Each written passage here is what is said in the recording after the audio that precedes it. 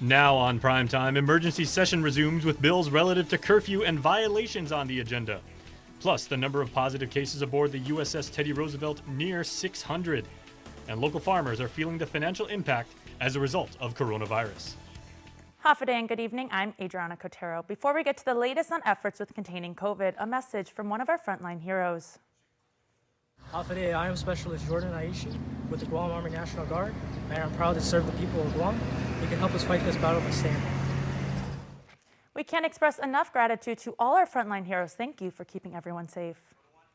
Speed and accountability, that's what senators want to ensure for all federal and local assistance for the COVID-19 crisis. Nestor Lecanto reports.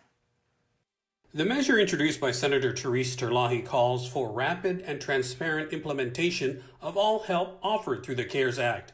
That's the Federal Coronavirus Aid, Relief, and Economic Security Act. And I know the administration, the Department of Revenue and Taxation, and the Department of Labor have been working tirelessly to get our people the economic relief they desperately need at this point. And this is not in any way a criticism of the staff at these agencies or their efforts.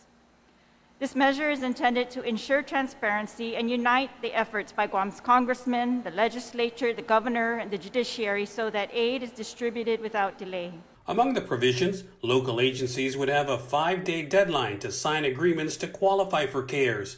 Business licenses could be denied for companies who don't comply with the Labor Department's request for employee data. And it would allow the governor to hire temporary workers or transfer government employees wherever needed. But the governor was more interested in being able to keep people home. Is necessary. That's already within my executive authority and my executive powers. And we are already doing that. We are already redirecting. Nestor is the legislation to allow me to enforce my mandates and enforce my executive order. And also the legislation to allow to extend the curfews to all residents of Guam. All right, thank you. For Guam's News Network, I'm Nestor Lecanto. The bill also requires a full accounting of all expenditures from the CARES Act and that a report be filed with the legislature within 20 days after the end of the month. It also calls for the public auditor to do a semi-annual audit of the CARES Act spending. Senators are expected to vote tomorrow morning on a number of bills related to the coronavirus crisis, but what they won't be acting on is the governor's request for curfew authorization and sanctions for violators of her executive order restricting travel. She was seeking the added authority to help convince the public to stay home. Senators are now apparently backing away from that plea. They did not debate a bill by Speaker Tina Barnes that imposes fines and possible imprisonment for violating an executive order. They also didn't entertain a bill by Senator Amanda Shelton authorizing a curfew for all.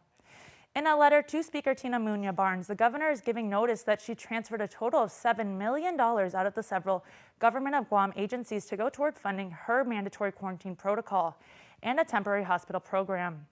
The $7 million is being used from agencies such as Guam Police Department, DOC, DYA, Guahan Academy Charter Schools, UOG, GCC, Public Health, as well as the Commission on Decolonization. It's not clear if the $7 million is on top of the $4 million the governor indicated back in March that would be needed to cover her mandatory quarantine protocols. In that breakdown, money was being transferred out of the areas such as the Guam legislature, the judiciary, as well as the Office of Public Accountability, to name a few. As for the latest update on the Theodore Roosevelt, over the past weekend, the number of positive cases jumped by over 100 positive cases. According to the Navy's website, 92% of the carrier crew has been tested, 585 have tested positive, with more than 3,700 testing negative and more than 3,900 having been moved off the ship. During Monday's media briefing, Joint Region Marianas Commander Rear Admiral John Manoni, however, was guarded with giving any other specifics. When asked whether any sailors that were moved to quarantine hotels had since tested positive, the officer would not provide a definitive response. I'll just tell you again, anybody who said that's any symptoms is immediately evaluated, immediately pulled out of the hotel. Admiral Manoni did, however, confirm that one sailor that broke quarantine was removed and is currently under investigation. There was a break of a quarantine in one of the hotels. That sailor, as I committed to the governor and the community of Guam, that sailor was pulled then from the hotel. It was all internal to the hotel. That sailor was pulled from the hotel, taken back to Naval Base Guam. Meanwhile, although the primary mission is to get Theodore Roosevelt sailors healthy and back on the ship, the Admiral says simultaneously to build additional medical capacity for the island's civilian population should the governor sound the alarm. We are also bringing additional capabilities to this island. Those capabilities aren't built yet, but that will bring with them additional medical providers as well as support personnel that'll be placed. And the governor and I will announce those facilities at a later date, but they are in work as we speak. Minoni does add that request, however, has not been made by the governor. Last week on the Navy's website, it reported one sailor was hospitalized and another was in the ICU. When asked, Minoni would not provide any update on their condition, citing HIPAA concerns. With word from the feds that Guam is eligible for additional unemployment assistance, the local Department of Labor is moving aggressively forward to ensure that systems are in place so that the thousands of local displaced workers get the assistance they desperately need. The news was announced over the weekend that aside from Guam's eligibility for pandemic unemployment assistance, local workers are now also eligible for what's called federal pandemic unemployment compensation. DOL Director David Delasola. The PUA, which is the Pandemic Unemployment Assistance, which is $300, let's just say, and $50, can begin between January 27th and can end on December 31st. It's a 39-week program. So whatever the date that you were affected, laid off, or furloughed, you will get that amount for 39 weeks. Okay. As a supplement, starting, I believe, March 28th, for 13 weeks, or till July 31st, you'll get an extra $600 in there to be added. And all that will be retroed, and that'll continue on. And that was what we got the legal opinion on. In total, we're looking at about $900 to $950 in unemployment assistance. A final amount, however, has yet to be determined. We're trying to hopefully get that confirmation amount tomorrow.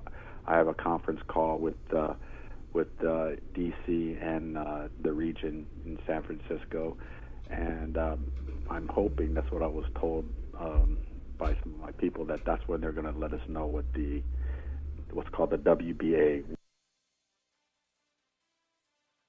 weekly benefit allowance, will be. While DOL waits for the final figures, the agency is working on setting up the mechanism in which displaced workers can start applying. Because Guam currently doesn't have an unemployment insurance program like most states across the country, DOL is having to purchase software to run the PUA program. For now, DOL is asking workers to get necessary documents ready, specifically a form of ID that will prove that you are a resident of Guam and a verification of employment. What I will say now, and it's not official, is get creative. If you have a boss, you have a supervisor, you can use the phone, you can call them up and just say, hey boss, can you just give me a note that I was furloughed at this date and the company's name, and just sign it, take a picture of it, send it to me on my phone, or just sign it, put it in the mail, because you got plenty of time, and have it mailed to me.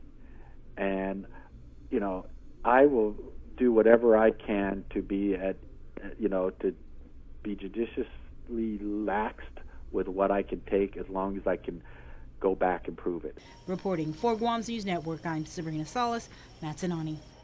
There could be revisions to the governor's road closure plan. Guam National Guard Adjutant General Major Esther Esquigui says they are taking feedback from this past weekend's roadblocks and planning how to move forward. So with the Guam Police Department's direction, we are actually working with the Guam Memorial Hospital, the Guam Regional Medical Center, Naval Hospital, and all the other essential agencies to have some plan on how to mitigate, the delay in traffic. So, first time is always a learning experience, and this is a new situation that everyone is going through. There are plans in place. For example, we could probably consider, rather than just one lane, maybe two lanes, and then rather than just one National Guardsman reading a script, maybe we can have 3 National Guardsmen reading the script at the same time. That way, maybe as soon as 3 cars are done being educated, then they can proceed forward, and then the next 3 will come. The Adjutant General says they are sensitive to public sentiment, but their #1 priority is to protect the health and safety of her guardsmen and women. And this is one way to prevent and delay the spread of COVID on Guam. Before noon, the governor in her Facebook update announced revised times for the road closures. It will be 10 a.m. to 4 p.m. and then 6 p.m. to 10 p.m. Third-class citizens, that's how one Army retiree describes how the military is treating Manamco, who have limited access to shopping facilities on base. Chris Barnett has more. Military retirees were chased away from waiting at the Naval Base Guam Commissary by base security officers on Saturday morning, the Manamco, many of whom suffer from medical ailments and disabilities, showed up at 7 a.m. to wait in line at the commissary, which opens at 10. They did this in anticipation of long lines caused by the military's implementation of limited access for DoD non-essential personnel like Manamco retirees and others because of the COVID-19 crisis. Retired Army First Sergeant Manuel F. Regis tells KUAM about 20 retirees, many of whom are also combat veterans, waiting in line at the commissary were told to leave by base security. We're all senior NCOs in our time. We all know rules, and we've been following rules and regulations for our entire career, 24 years for myself. And sometimes we make rules, and we abide by all rules. If there was a sign or if it was blockade, we would have known to go somewhere else. Then my next question is, so where do we go? And this individual says they don't care where we go. Regis said if they had been told they couldn't line up early at the commissary or even park in the parking lot before the store opened, they would have complied. He said long lines and crowds were never a problem before COVID and that the military should open facilities for everyone every day because limiting access to locals has done more harm than good. Regis saying right now, retirees feel like third-class citizens. He adds that Guam has shown its generosity and hospitality to the military, and now the military should do the same. Yeah. Our governor opened our island for these 3,500 sailors to come to do their 14 days quarantine. I wasn't in agreeable of that and all that stuff, but yet they denied the retirees on a parking lot. We fought for this country and for this island and for us to be treated like this. And it's just, I don't understand, man. This is our darn island, man. If nothing else, just give us a little respect. Non-essential personnel are now allowed access to base shopping facilities on Friday, Saturday, and Sunday. Previously, access was only granted on weekends. Regis said locals should be allowed to shop every day and suggested splitting access hours for essential and non-essential personnel. For Guam's News Network, Chris Barnett reports. Local farmers are feeling the COVID crisis as Department of Agriculture Development Chief Joe Borja tells KUAM farmers have nowhere to go with their harvests. The biggest thing is that because of the lockdown and the social distancing, a lot of the exchange of goods with the farmers and with the retailers as well as the restaurants and hotels has diminished in regards to basically the lockdown and because of the pandemic. It's unfortunate, however, all these perishable items are not moving as quickly as possible, and a lot of these are basically same kind of crops, same type of crops that are being sold in the markets that are basically have a short shelf life. Borja advises farmers dealing with COVID crop loss to donate to local livestock farmers for pig slop, or even to use wasted crops for compost. I'm encouraging some of the farmers to try to do some value-added stuff if they can, or if they can do a cold storage, keep that, or give it away, or write it up as a loss, as a small business loss, so that they can claim that later with the taxes or whatnot. Borja touted Guahan's Sustainable Culture Supporting Farmers Sustaining Families program, which seeks GoFundMe donations to be used for buying farmers' crops and distribute them to nonprofits and those in need. You can donate to the GoFundMe on the group's Facebook page. On April 9th, the CDC section of Public Health had an on-site visit at the Department of Corrections as a preventative measure after a DOC recruit tested positive for COVID-19. According to Major Anton Uggan, CDC's contact investigation team determined 6 officers and 5 recruits had close contact with the DEPCOR recruit. Major Uggan says all the 11 DOC personnel will be tested at a time and date to be determined by Public Health. As we reported last week, in an effort to contain any outbreak at the prison, Lieutenant Governor Joshua Tenorio, the AG's office, and the court are working to reduce the number of detainees by providing nonviolent pretrial detainees eligibility for release. Stick around for more news here on Primetime. Hafide, I'm Bernie Valencia with Matson. Our local Matson team understands that these are very trying times for everyone. Matson's top priority, like yours, is to keep our families safe and healthy and ensure you have what you need.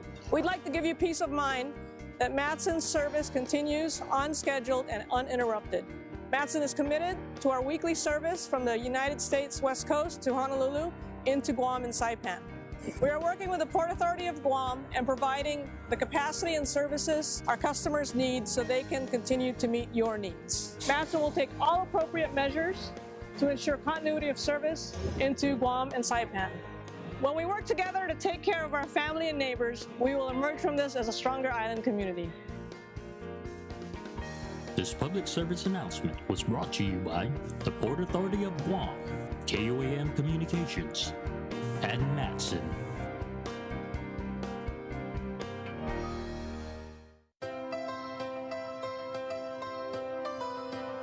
When we face an uncertain path,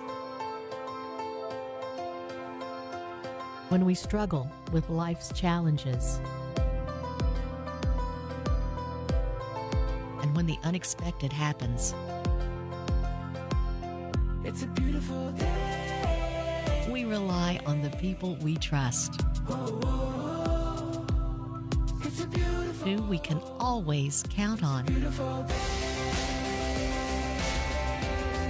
And the ones who give us the most care throughout the years.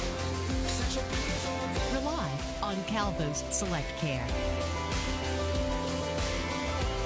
to give you the comfort and security you need wherever you are.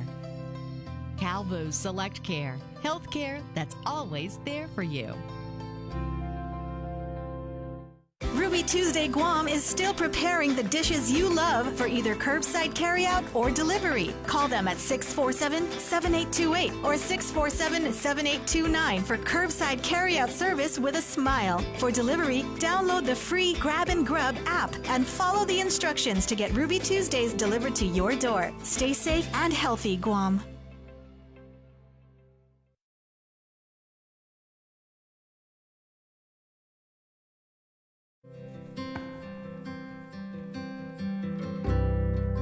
Encourage creativity. Hey Google, how far is it to the moon? The moon is about 238,900 miles from Earth. Because dreams start at home. GTA, we start with you. We still hand rotate every barrel. We still hand dip every bottle. We still hand cut every label and use red winter wheat from the same single-family farm. Because just like our distinctive taste, these are the marks of the maker. Taco Bell reinvented the chalupa, so why can't I reinvent myself? I'm an influencer. Guys, I'm trying to fly here. The new Triple Lupa from Taco Bell. The chalupa deliciously reinvented. It's a special delivery to your inbox every week with your KUAM News Roundup, program advisories, and promotions. Sign up for the weekly KUAM Digital Digest today on KUAM.com. Welcome back. To date, there have been 11 confirmed COVID cases, with 2 deaths reported in the CNMI and still specimen results pending. The first case was reported on March 28th, and since then, CNMI Governor Ralph Torres had made announcements on reducing government costs as the economy continues to spiral downward. And members of the CNMI legislature have a $40 million question for the administration. A 50% cut in furlough action in order to reduce government personnel costs. In addition, a 25% cut on all government retirees' pension, and no further funds transferred to the public school system for the remaining of the fiscal year. Those are the recent directives implemented by Governor Ralph Torres since the global pandemic has drowned the CNMI economy. Prior to these actions, the administration had implemented a 72-hour austerity measure for all government employees after Super Typhoon U2 struck in 2018 and burdened the CNMI financially. One solution to this long-standing crisis, the Community Benefit Fund that is under the casino license agreement, as explained by minority members CNMI Representative Tina Sablan. Under the casino license agreement, IPI was required to contribute $10 million to the Community Benefit Fund in January 2018, another $10 million in June 2018, and then $20 million starting in October 2019. And every year after that, we should be getting $20 million in contributions from the Community Benefit Fund, according to the license. The purpose of the fund is to benefit community programs or projects for education, scholarships, infrastructure, healthcare, employee retirement benefits. Further, the agreement also states the community fund contribution is under the control of IPI-CNMI until the governor directs the selected project or program for the fund distribution. Representative Sablan says to date there should be some record of $40 million in contributions. However, this has not been the case, as Sablan and fellow members of the minority sent an Open Government Act request to the Office of the Governor. According to the governor's records, they can only account for $1.2 million in distributions that went to 4 programs in 2018, and there are no records of any other distributions after that. Sablan adds the governor's wife, First Lady Diane Torres, issued an announcement of receiving funds into her foundation, but there were no records to present the transaction. But what we do know is that there should be at least 30-some million in this community benefit fund that could go right now to benefiting our people. Leader of the minority members, Representative Ed Propes, says while throughout the years they have echoed the question of where the fund is, the time for it is now. KUAM reached out to IPI-CNMI for an update on the Community Benefit Fund at the start of 2020. IPI-CNMI spokesperson Tao Ching said, quote, "To date, there is still millions of dollars in the fund. Imperial Pacific will continue to support and protect the community's well-being by actively engaging and leading programs in the area of environment, destination enhancement, culture, education, and social services," end quote. However, the Office of the CNMI Governor says, quote, "Because of the tourism decline over the number of years, IPI-CNMI has not been able to pay into the fund as they did in 2017. As of news time, the company has not provided any further comments. Additionally, Governor Ralph Torres has not responded to KUAM's request for an interview. Ultimately, there's 4 words that we all need to be in unison in saying: show me the money. According to the minority members, the Office of the Public Auditor was asked to conduct an audit of the Community Benefit Fund for these records over a month ago, and IPI-CNMI has not responded. You can view KUAM's interview in its entirety with the minority members streaming live on our YouTube page. Public schools are out, but the Guam Department of Education continues to provide breakfast and lunch through their grab-and-go meal program. According to GDOE spokesperson Isa Baza, the department is serving 24,000 meals daily. Since the start of the program on March 23rd, it has expanded to 12 site locations and to date has served 266,000 meals in total. There are roughly 300 GDOE employees volunteering to distribute the meals. Baza adds that they are closely monitoring the number of meals as there has been an increase in demand. The grab-and-go meal program is anticipated to continue through the school year and conclude at the end of May. Units from the Guam Fire Department along with a tanker from Anderson Fire spent much of Easter Sunday battling a large grass fire along Turner Road in Nimitz Hill. According to GFD spokesperson Kevin Riley, the fire was finally brought under control at 10:30 p.m. He added that no property damage was reported, but one of the firefighters was checked and treated at the scene for possible heat-related illness. And don't go away, Dave Delgado is coming up with sports. Keep it here.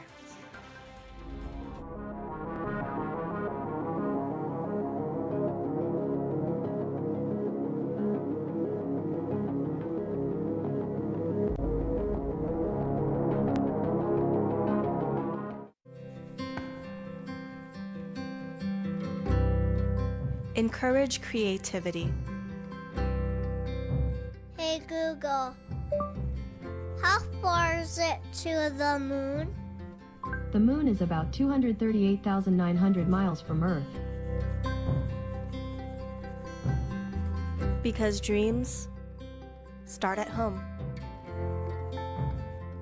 GTA, we start with you. Want a real taste of New York? The Big New Yorker is back with a big, bold taste and a sweet marinara sauce on a crust that's 30% larger than our large. Handmade to perfection. It's just $9.99 per carryout. The Big New Yorker, only at your Island Pizza Hut. We are open to serve you at Cars Plus Guam. Need a quick service for your vehicle? Visit our express lane at Cars Plus. Done fast, done right.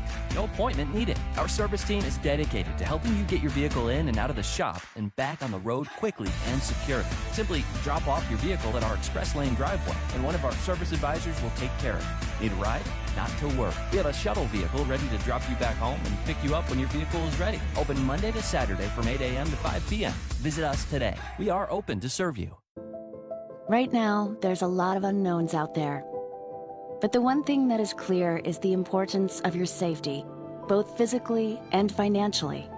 At First Hawaiian Bank, we are doing everything we can to make things as normal as possible. We've also developed ways to relieve some of the financial challenges you may be facing. We understand it's an uncertain time, but when we stick together, yes, we can get through this. Learn more at fhb.com/relief. Dear people who haven't had a Big Mac, it can feel like the whole world is out there enjoying them without you. You might wonder, is it too late for me? Look who's enjoying that special sauce on their special day. From firemen to crossing guards to, oh, this one's really rubbing it in. But even if you've never had McDonald's most McDonald's burger, today could be the day that changes. Now available in 3 sizes. Ba-da-ba-ba-ba. MTO Maintenance will now completely sanitize your home, office, or business with state-of-the-art commercial sprayers. For over 30 years, MTO Maintenance has been committed to the health and safety of our customers. And now, more than ever, a clean home, office, carpets, and furniture is a necessity to our island. Give us a call today. Stay healthy and stay safe, Guam. Call 647-6861 for an appointment.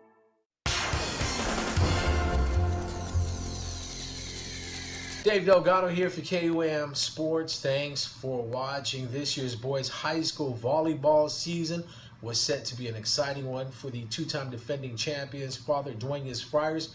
Coach Steve Pangolina says this year's season looked promising. Check it out. We had just made the final cut. We were waiting for boys who were playing basketball. You know, the FD boys made it to the final and they won, so we had to wait for those guys and some of the rugby boys too. So we just finished our list, so we didn't even really have a official varsity practice yet. But on paper we had all the positions filled.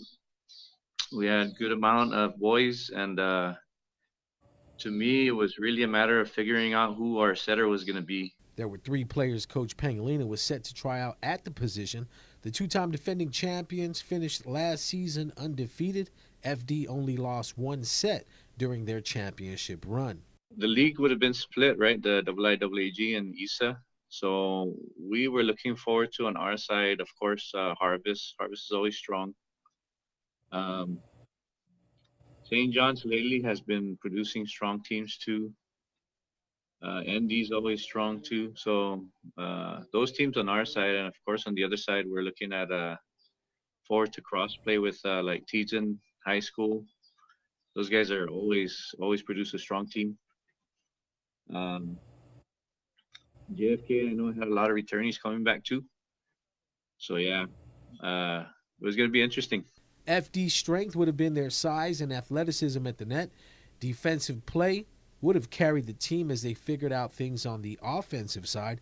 Coach Steve is hoping things get better and crossing his fingers a tournament can be held before summer to give seniors a chance to go out with a bang. That's probably the ultimate downside, is that the seniors, they look forward to this. This is their maybe some of them have put in 3 years already, and this is their last year of high school volleyball, and they wanna show everybody what they got. How far they've come. In middle school baseball news, the FB Leon Guerrero Middle School Hawks were declared 2020 76 Pony Middle School Baseball League champions. The Hawks finished the season 7-0 behind some solid pitching and timely hitting at the plate. FB is now back-to-back champs of the league. This year's league had 86 middle school athletes playing baseball, and 30 of the kids either have never played baseball before or are not participating in baseball outside of middle school. The Middle School Baseball League gives these 30 youths the baseball opportunity that they may never experience. The fourth annual 76 Pony Middle School Baseball League is sponsored by SPPC, 76, and Guam Pony Baseball. We are with you. At times when you need us most, you can count on us to be there. When you need someone to talk to, when you need to stay informed, when you need to brighten your day, when you need to stay connected. We are here keeping our promise that while the world is changing, we keep working so you can keep connecting. We are your Docomo Pacific family, and we are here to help.